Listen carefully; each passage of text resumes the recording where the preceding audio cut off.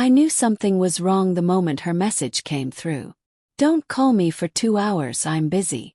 No emojis, no explanation, no softness, just a sharp command that cut through my chest like cold metal. I stared at the glowing screen, my thumb hovering above the keyboard. For the first time in our 8-year marriage, Maya had sent something that felt rehearsed, defensive, like she was trying too hard to justify something that didn't need justification. I didn't reply. Not because I didn't want to, but because the silence suddenly held more truth than any words I could type. 1. When silence sounds like betrayal. The house felt too quiet without her. Usually when Maya left for her late client meetings, she'd still send voice notes or pictures of her coffee cup or the view from her cab. Little things that couples do to feel close even when they're not. But lately, those little things had stopped. The distance between us had grown like a crack in glass, spreading, silent, dangerous. I walked into the kitchen, the lights dim, her favorite mug still in the sink. She used it in the morning. She was home. She smiled. She kissed me on the cheek, even if it was distracted. Nothing felt wrong then. But something was definitely wrong now. 2 hours. Why exactly 2? Work rarely followed neatly timed windows like that. I kept staring at the clock on the microwave. The digits shifted painfully slow. 10:12 p.m. 10:27 p.m. 10:54 p.m. Every minute felt like a thread pulling tighter around my ribs. To the one photo. At exactly 11:03 p.m., my phone buzzed with a notification that wasn't from Maya. It was from an unknown number. No message. Just a photo.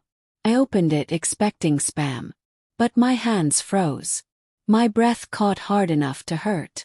The photo was taken in dim lighting, probably a bar or a restaurant. The angle was slightly off, as if taken secretly. But I recognized Maya instantly. Her hair pulled back, her blue dress, the necklace I gave her on our last anniversary.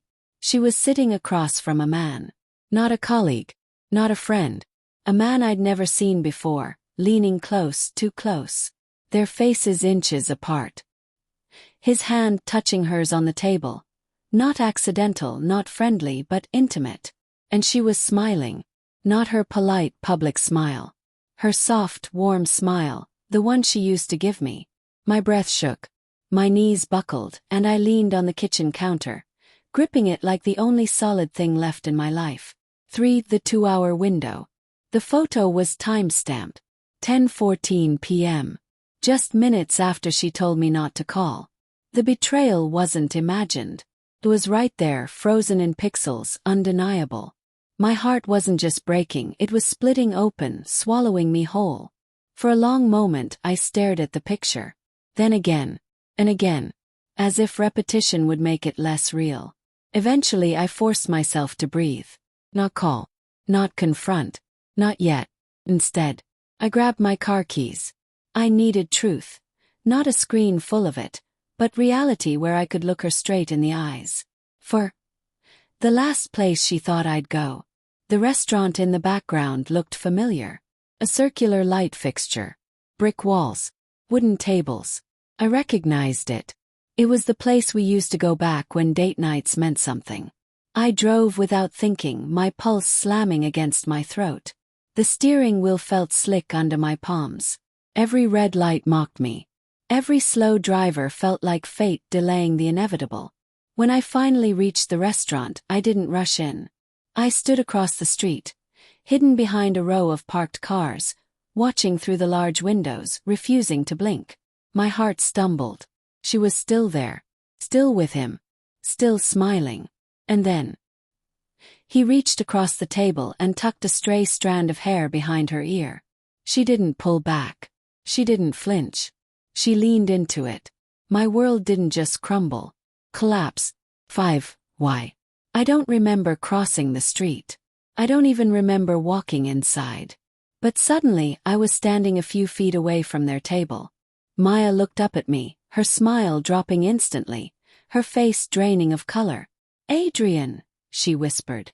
The man sitting across from her stiffened. He wasn't ashamed. He wasn't guilty. He simply looked annoyed. Maya, I said quietly. We need to talk. Her lips trembled. Her eyes darted to him, then back to me. It's not what you think, she blurted. I let out a slow, shattered exhale. Then what is it? Because from here, it looks exactly like what I think. She pushed back her chair abruptly. Let's go outside. No, I said, my voice steady in a way that surprised even me. Say it here. Her jaw tightened. Adrian, please. Say it. The other man leaned back casually, observing us like some twisted show he didn't mind being part of. Finally, she swallowed hard. We're talking, she said, her voice barely audible. Getting clarity. Things between us haven't been okay for a long time. And your solution was him? Asked softly. Her eyes filled with tears, but they didn't fall. Maya was always good at holding things in, except the truth, apparently. It wasn't planned, she whispered. It just happened. My chest hollowed out. Those 3 words, it just happened, they were the death sentence to everything we had built. 6. The calm before the collapse. I didn't yell. I didn't create a scene. The rage inside me burned cold, not hot. Does he know you're married? Asked the man. I shrugged. She said things were complicated. Complicated. 8 years of marriage reduced to 1 word. My voice broke. Maya, why didn't you just talk to me? We could have tried anything. She looked at me, eyes glossy, guilt heavy on her trembling lips. Because I didn't want to hurt you, she whispered. A bitter laugh escaped me. Congratulations. You failed. She flinched. And for a moment, neither of us breathed. 7. The drive home. She followed me out. I didn't look at her, didn't touch her, didn't speak. The weight of betrayal hung between us like shattered glass.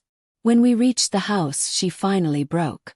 Adrian, I'm sorry, she cried. I didn't mean for any of this to happen. You told me you were busy, I cut in. You asked me not to call.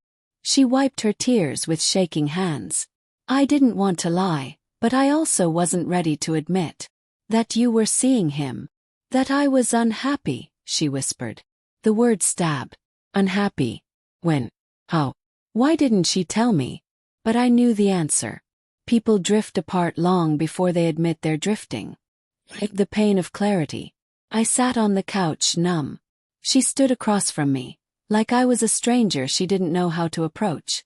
Is there someone else? She asked quietly, voice trembling. I looked up slowly. No, there was never anyone else.